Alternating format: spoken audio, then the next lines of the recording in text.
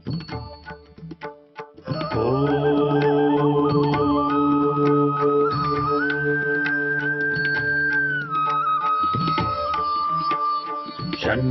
मित्रः शं वरुणः शन्नो भवत्वर्यमा शन्न इन्द्रो बृहस्पतिः शन्नो विष्णुरुक्रमः ॐ शान्ति शान्ति शान्तिः।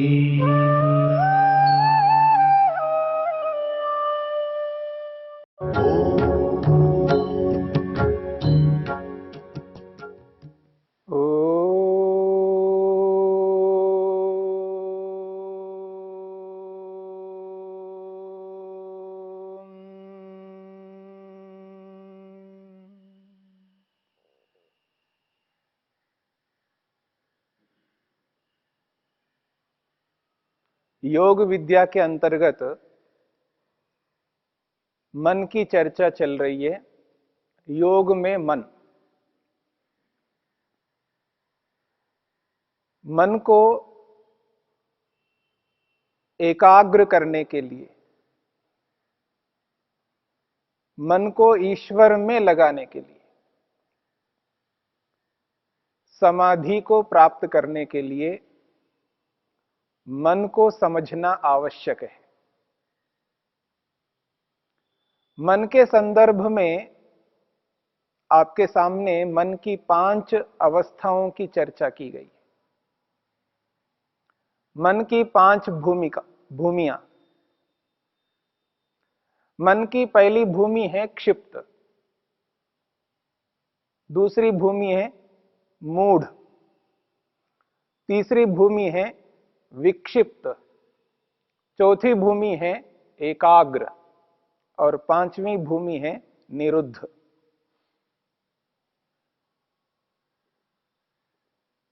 मन की एक अवस्था, एक भूमि क्षिप्त है।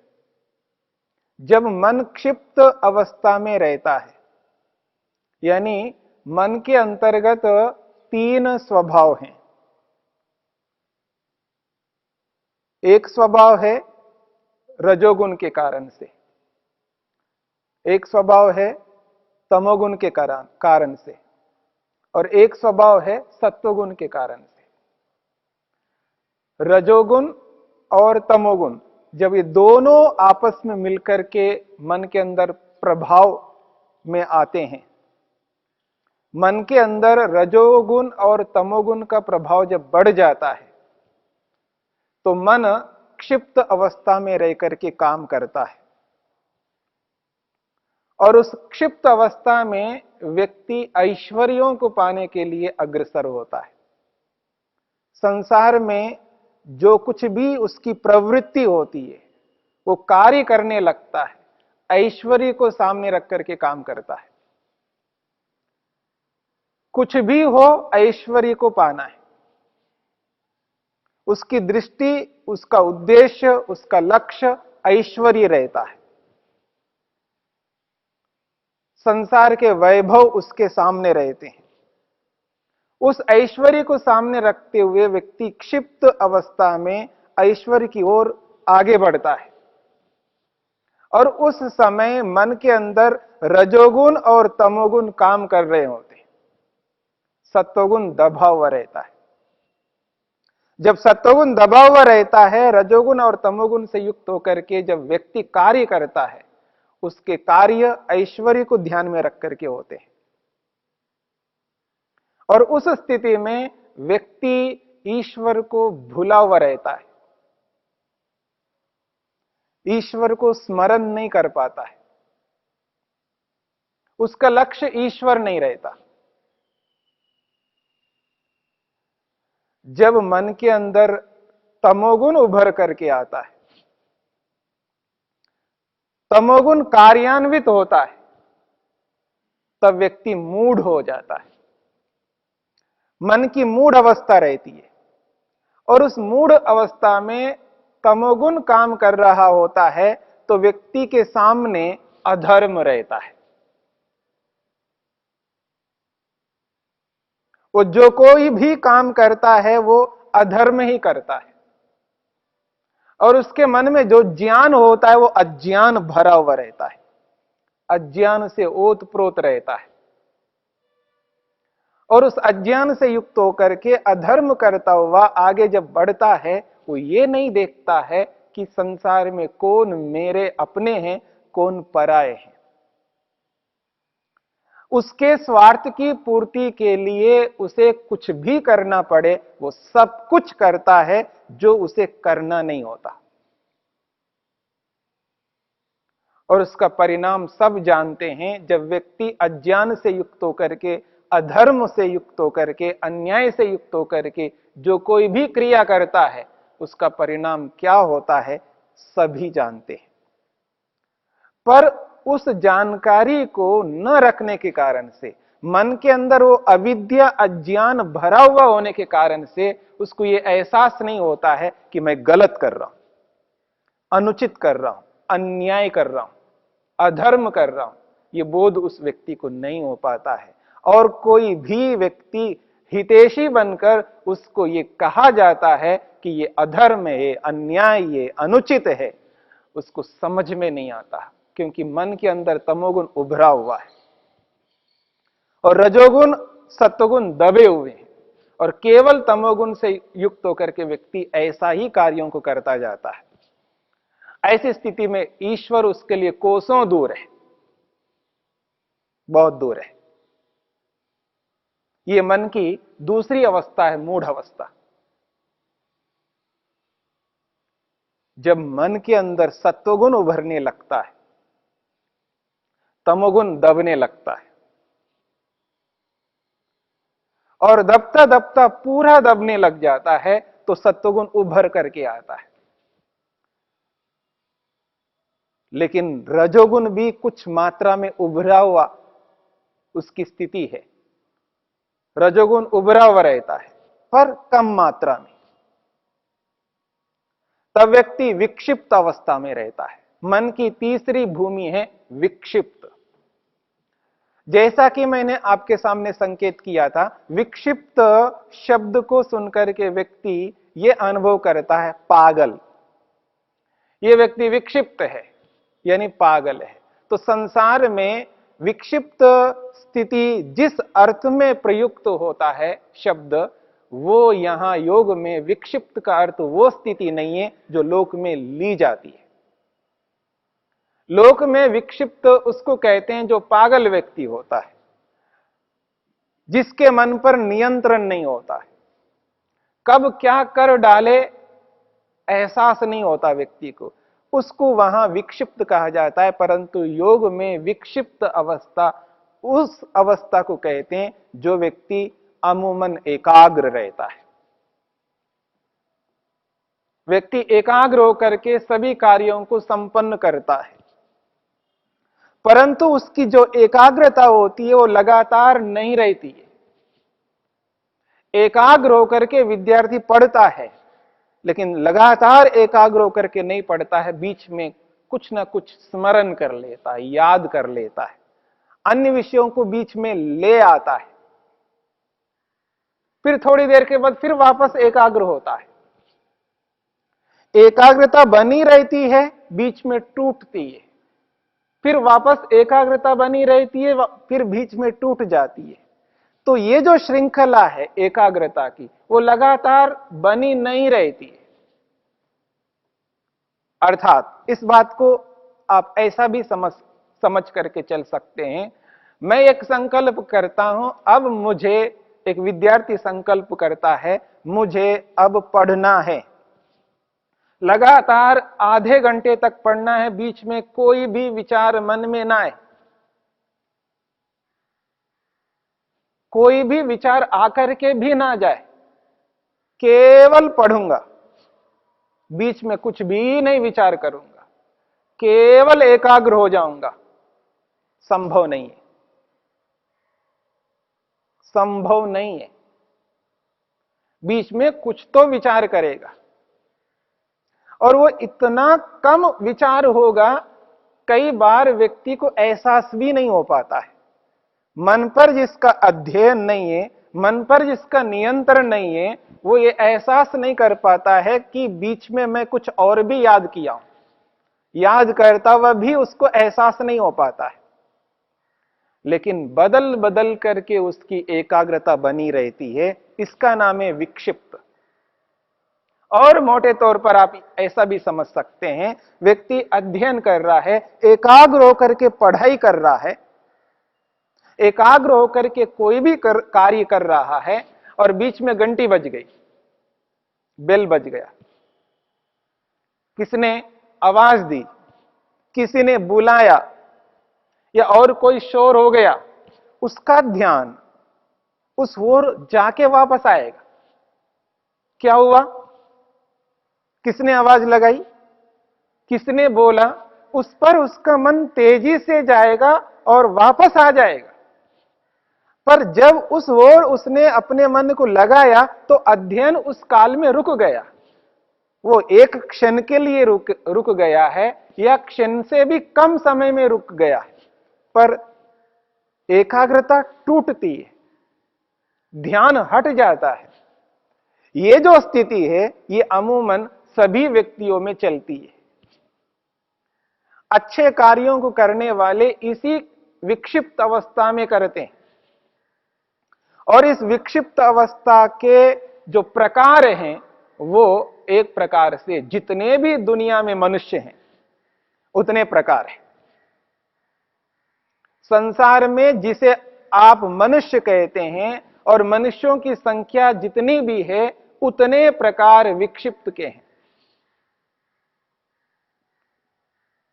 सामान्य से सामान्य व्यक्ति की विक्षिप्त अवस्था एक अलग प्रकार की होगी, बड़े से बड़े व्यक्ति की विक्षिप्त अवस्था एक अलग प्रकार की होगी। सामान्य जानकारी ज्ञान रखने वाले की विक्षिप्त अवस्था अलग प्रकार की होगी। एक वैज्ञानिक, एक साइंटिस्ट, बहुत बड़े वैज्ञानिक है, उसकी जो स्थिति है, जिस स्थिति में रहकर के वो जो खोज करता है, जिस स्थिति में रहकर के जिस एकाग्रता से व्यक्ति कार्यों को संपन्न करता है, वो जो स्थिति है उस व्यक्ति की, उस वैज्ञानिक व्यक्ति की जो स्थिति है, वो भी विक्षिप्त अवस्था है, क्योंकि वो भी लगातार एकाग्र नहीं हो पाता।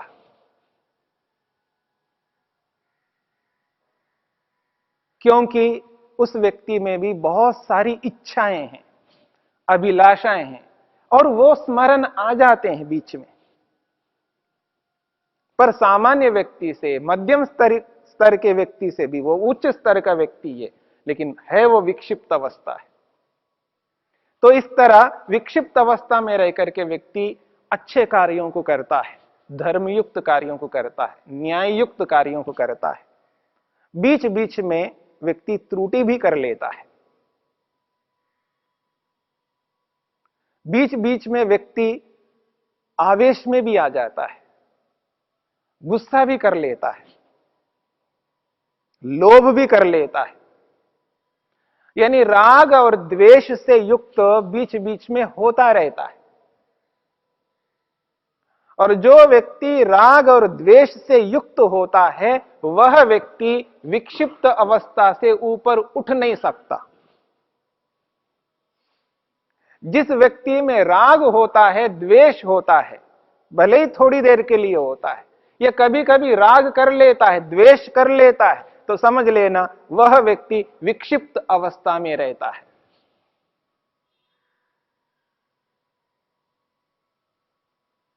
लेकिन इससे ऊपर जब उठ जाता है व्यक्ति, मन की जो चौथी भूमि है, चौथी अवस्था है, जिसे एकाग्र अवस्था कहते हैं, एकाग्र अवस्था में राग और द्वेष नहीं रह सकते। जिस व्यक्ति का मन एकाग्र रहता है, यानी योग की भाषा में एकाग्र अवस्था में रहने लगता है, उस स्थिति में व्यक्ति बीच बीच में नहीं, वो राग और द्वेष से कोसों दूर रहता है। किसी भी स्थिति में, किसी भी परिस्थिति में, किसी भी काल में व्यक्ति राग और द्वेष से युक्त नहीं हो सकता, विचलित नहीं हो सकता। राग और द्वेष स्पर्श नहीं करते, वो सम स्थिति में रहता है। गीता में बोला जाता है, गीता के माध्यम से समत्वम जो कहा जाता है, सम रहता है व्यक्ति। कृष्ण ने अपने जीवन के काल में जितने लोगों से जुड़ करके उन्होंने काम किया, विकट से विकट परिस्थिति में भी रह करके देखा और अच्छी से अच्छी स्थिति में भी रह करके देखा, लेकिन दोनों स्थितियों में सम रहे और दुनिया को भी यही संदेश दिया है। वो जो सम स्थिति है वो एकाग्र अवस्था में आ सकती है। भ्रष्ट से भ्रष्ट व्यक्तियों के सामने भी खड़े होकर के सम रहना, उनका विनाश करने के सोच रखने वालों के सामने रह करके भी सम रहना, ये वो एकाग्र अवस्था है जो योग में कही गई है। जिस स्थिति में व्यक्ति एकाग्रता को प्राप्त होता है, वो जो स्थिति है वो है मन की चौथी अवस्था, चौथी भूमि, जिसका नाम है एकाग्र अवस्था। उसी स्थिति में रहकर के व्यक्ति समाधि लगा सकता है। उसी स्थिति में रहकर के समाधि लगा करके स्वयं का, आत्मा का बोध कर सकता है, आत्मज्ञान कर सकता है। आत्मा को यह एहसास हो सकता है कि मैं ऐसा हूं। जिस एकाग्र अवस्था में वो लेश मात्र भी तमोगुण को उभरने नहीं देता, रजोगुण को उभरने नहीं देता, केवल सत्वगुण उभरा हुआ रहता है। मन में जब केवल सत्वगुण उभरा हुआ रहता है, तब उस स्थिति में वो जिस किसी भी कार्य को करता है, उसका जो ज्ञान काम करता है वो यथार्थ ज्ञान काम करता है, जिसको विवेक के नाम से कहा गया है। जिसको विवेक के नाम से कहा गया है और योग की भाषा में सत्व पुरुष अन्यता ख्याति के नाम से कहा है। मन की एकाग्र अवस्था में व्यक्ति जो वस्तु जैसी है उसको वैसा ही अनुभव करता है। जड़ को जड़ और चेतन को चेतन अनुभव करना एकाग्र अवस्था में संभव है। एकाग्र अवस्था में व्यक्ति जड़ को अलग करता है और चेतन को अलग करता है। तब उसको यह एहसास होता है, मैं एक चेतन तत्व आत्मा हूं और ये जो मेरा मन है ये जड़ तत्व है। यद्यपि सामान्य रूप से हम जो आज अनुभव करते हैं, हां ये तो जड़ है और मैं चेतन हूं, वो जो हमारा अनुभव है, हमारा जो अनुभव जड़ को जड़ मानना, चेतन को चेतन मानना अलग अनुभव है, और एकाग्र अवस्था में जाकर के जड़ को जड़ मानना और चेतन को चेतन मानना सर्वथा भिन्न है, अलग है। हम जड़ को जड़ मानते हुए, चेतन को चेतन मानते हुए व्यवहार उससे भिन्न करते हैं। हम जड़ को जड़ मानते हैं, चेतन को चेतन भी मानते हैं, परंतु मान करके भी व्यवहार हमारा उससे भिन्न होता है। कैसे हम करते हैं, इस बात को हम आगे विचार करेंगे।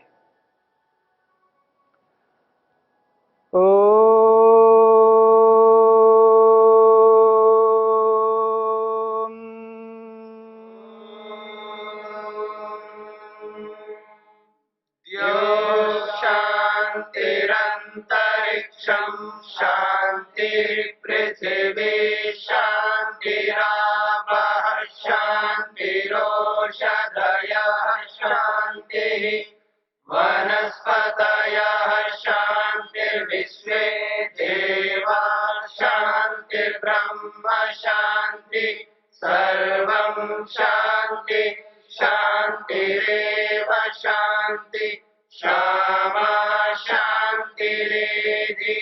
ओम शांति शांति शान्ति